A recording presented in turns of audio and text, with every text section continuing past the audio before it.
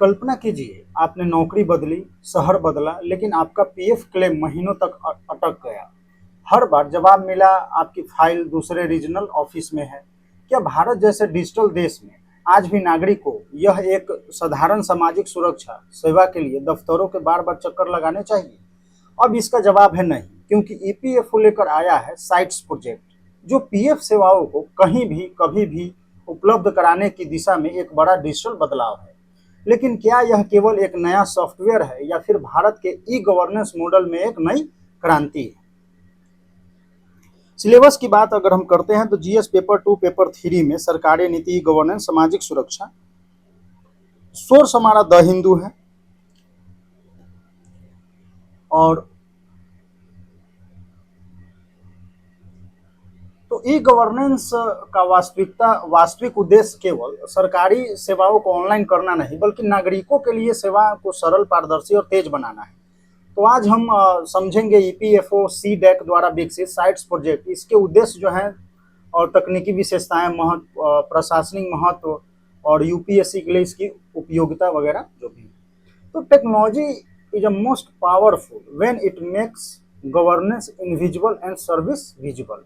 अच्छा शासन वह है जहां नागरिक को व्यवस्था के पीछे नहीं, व्यवस्था नागरिक के साथ चलती है। तो आइए सबसे पहले समझते हैं साइट्स प्रोजेक्ट आखिर है क्या।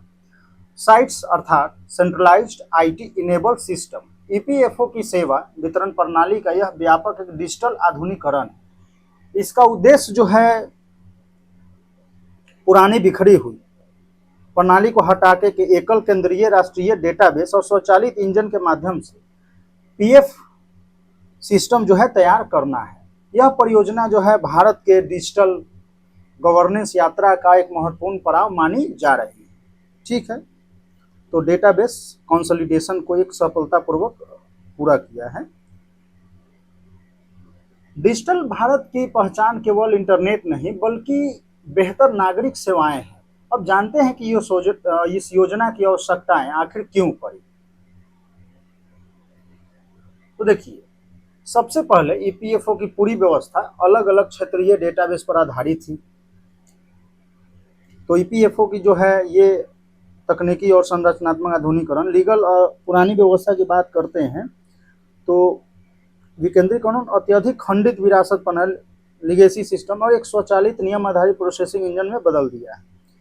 और यहाँ जो ईपीएफओ द्वारा जो है प्रतिबंधित और तैयार किया जाएगा, जो श्रम एवं रोजगार मंत्रालय के अंतर्गत आता है। तकनीकी आर्किटेक्ट जो है सीडेक है, central for development of advance computing द्वारा किया गया है। तो देखिए, यदि आप ऐसे बोले कि पहले ईपीएफओ की पूरी व्यवस्था अलग अलग क्षेत्रीय डेटाबेस पर आधारित थी। यदि किसी कर्मचारी ने नौकरी या शहर बदला तो उसका डेटा अलग अलग कार्यालयों में बिखर जाता था, जिससे दावों के निपटान में देरी होती थी। अब साइट्स प्रोजेक्ट ने इस पूरी व्यवस्था को बदल दिया है। तो सीडेक द्वारा विकसित आधुनिक तकनीक के माध्यम से एक केंद्रीय और नियम आधारित डिजिटल प्लेटफॉर्म तैयार किया गया है। अब जब डेटा एकजुट होता है तभी जो है सेवा तेज और पारदर्शी बनती है। तो अब देखते हैं कि सरकार इस परियोजना से क्या हासिल करना चाहती है।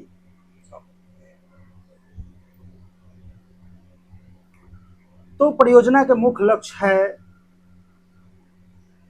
एनीवेयर एनी टाइम सर्विस, कहीं भी कभी भी सेवा। तो अब कोई ईपीएफओ कार्यालय यानी भौगोलिक सीमा की समाप्ति, डीकपलिंग हो गया, यानी अंशदाताओं को विशिष्ट भौतिक क्षेत्रीय कार्यालयों से स्वतंत्र करना। भारत भर में कोई भी पीएफ फील्ड कार्यालय किसी भी सदस्य के अनुरोध या दावे को प्रोसेस कर सकता है। प्रक्रियात्मक जो देरी है उसका अंत, मैनुअल जो दावे हैं उससे जुड़ी तकनीक और प्रक्रियात्मक देरी को पूरी तरह समाप्त करना। पेंशन की मंजूरी और मृत सदस्य आश्रितों के दावों को निपटान को तेज करना है। तो देखिए, अब कोई भी जो है कि ईपीएफओ कार्यालय देश के किसी भी सदस्य का जो है जो उनका दावा है वो प्रोसेस कर सकता है। इससे क्षेत्रीय सीमाएं समाप्त हो जाती है, प्रक्रियात्मक देरी कम होगी और विशेष रूप से पेंशन और आश्रितों के दावे का निपटान जो है तुलना में कहीं अधिक तेज हो जाएगा।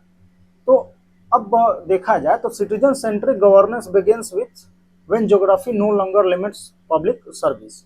अब जानते हैं कि साइट्स की सबसे महत्वपूर्ण तकनीकी जो विशेषताओं को, तो इस परियोजना में लगभग जो है 120 से अधिक जो है अलग अलग क्षेत्रीय जो है डेटाबेस का एकीकरण किया गया है। कई लाख करोड़ ऐतिहासिक डेटा रिकॉर्ड को एकल उच्च दृश्यता और क्लाउड लेजर में स्थानांतरित किया गया है, और एकीकृत डिजिटल जो है इंटरफेस, यानी जो है यूनिवर्सल अकाउंट और पासवर्ड का उपयोग करके इसको पोर्टल तक पहुंच सकते हैं, और पीएफ संचय, सक्रिय दावे, और पेंशन योग रिकॉर्ड, इन सब की समीक्षा को देख सकते हैं। तो अब सिंपली इसको आप ऐसे बोले कि देखिए 120 से अधिक जो है क्षेत्रीय डेटा को एक साथ मिलाकर राष्ट्रीय डेटाबेस बनाया गया। अब पुराने और नए पीएफ खाते को यूनिवर्सल अकाउंट नंबर यूएन से जुड़े रहेंगे, और सदस्य एक ही पोर्टल पर अपना पीएफ बैलेंस, क्लेम स्टेटस और पेंशन रिकॉर्ड ये सब आसानी से देख सकेंगे। यानी एक कर्मचारी, एक पहचान, एक digital record, one nation one database, better governance. लेकिन यह बदलाव केवल डेटाबेस तक सीमित नहीं। यदि कोई किसी क्लेम में कोई समस्या आती है तो अब ईपीएफओ ऑनलाइन क्वेरी भेजेगा और सदस्य घर बैठे उसका उत्तर दे सकेगा। ये सब किया जाएगा। ठीक, तो इंटरेक्टिव जो है क्वेरी रिजोल्यूशन है, तो घर बैठे जो है आप कर सकते हैं, और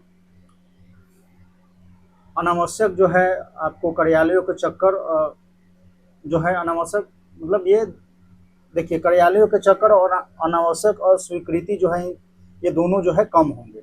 इसके अलावा जो है भविष्य में पीएफ जो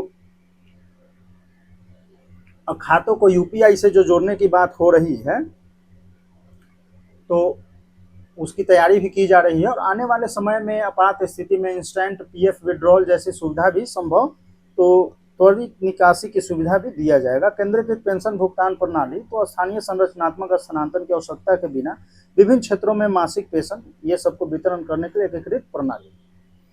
ठीक है, अब यानी innovation success when it reduce both time and efforts. अब समझते हैं कि यह परियोजना भारत के लिए इतनी महत्वपूर्ण क्यों है।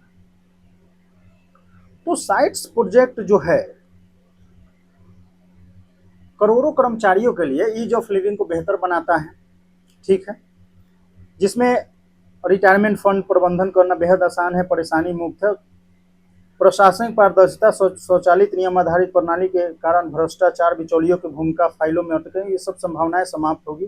डेटा सुरक्षा और अखंडता, तो सीडेक और क्लाउड आर्किटेक्चर माध्यम से करोड़ों नागरिकों के जो है डेटा को सुरक्षित और केंद्रीकृत रखा गया है, और जिसमें विसंगतियों के खतरा को न्यूनतम मतलब हो जाता है। तो देखिए अब स्वचालित नियम आधारित प्रणाली जो भ्रष्टाचार, बिचौलिए और फाइल को लंबित रहने से समस्याएं जो है कम होती है, और साथ ही केंद्रीकृत डेटा आर्किटेक्चर नागरिकों के वित्तीय डेटा को अधिक सुरक्षित और विश्वसनीय बनाता है। अब यही कारण है कि इसे भारत के सामाजिक सुरक्षा तंत्र में एक बड़ा प्रशासनिक जो है सुधार माना जा रहा है। तो efficient governance builds public trust. अब इस पूरे विषय का सार समझते हैं, कंक्लूजन। तो देखिए साइट्स प्रोजेक्ट जो है भारत के सामाजिक सुरक्षा प्रशासन ई गवर्नेंस उत्कृष्ट उदाहरण है। पीएफ प्रणाली जो है क्षेत्रीय सीमा मुक्त और यूपीआई आधुनिक भुगतान प्रणाली के लिए आधार तैयार कर रही है, भारत के वित्तीय समावेश और डिजिटल गवर्नेंस की नई ऊंचाई प्रदान कर रहा है। तो करोड़ों कर्मचारी के लिए देखिए आप ऐसे इसको बोल सकते हैं कि साइट्स जो है केवल ईपीएफ का सॉफ्टवेयर अपग्रेड नहीं है, बल्कि ये जो भारत के ई गवर्नेंस मॉडल है, सिटीजन सेंट्रिक गवर्नेंस, इसका एक उत्कृष्ट उदाहरण है। जब तकनीक, पारदर्शिता, प्रशासनिक सुधार एक साथ जब आते हैं तब नागरिकों का सरकार पर विश्वास भी मजबूत होता है। यदि भविष्य में यूपीआई आधारित इंस्टेंट पीएफ विड्रॉल जैसी सुविधाएं पूरी तरह लागू होती है तो यह भारत को सामाजिक सुरक्षा प्रणाली को विश्वस्तरीय बना सकती है। तो ई गवर्नेंस का उद्देश्य केवल डिजिटल होना नहीं है, बल्कि नागरिकों के जीवन को सरल बनाना है। उत्तर लेखन के लिए अगर हम सिंपली इस क्वेश्चन को देखें आप मेंस आंसर राइटिंग के लिए, तो एक फ्लो ये है, फ्लो आप बना सकते हैं कि e governance, digital infrastructure, centralised database, transparency, और ईज ऑफ लिविंग हो जाएगा, एंड सोशल सिक्योरिटी हो जाएगा, फिर डिजिटल इंडिया। ठीक है, तो इसको जो है इस फ्लो को आप यूज करेंगे। ठीक है, और इससे क्या होगा कि आपका जो आंसर होगा और ज़्यादा मेच्योर दिखेगा और विश्लेषणात्मक दिखाई देगा। ठीक है, तो क्वेश्चन आप करेंगे और मिलते हैं फिर नेक्स्ट वीडियो में। ओके, धन्यवाद।